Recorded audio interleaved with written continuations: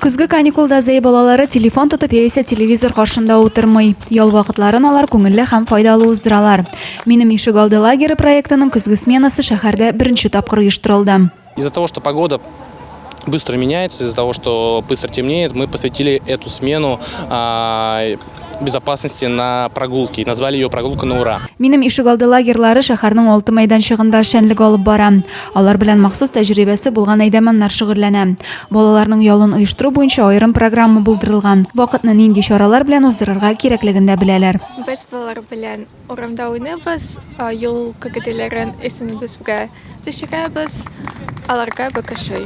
Балалар да бик теләп йөри лагерга, әти-әниләре эштә чакта һәр көнне 2 сәгать вакытын нәтиҗәле итеп уздыралар. Зәйдә ишек алды лагерлары балаларның җәйге каникул чорында да бик яхшы гына эшләде. Яшьләр эшләре идарәсе укучыларның кышкы ялында бергәләп уздыруны планлаштыра. Адилә Бирханова, Дин Сипатов, Зей хәбәрләре.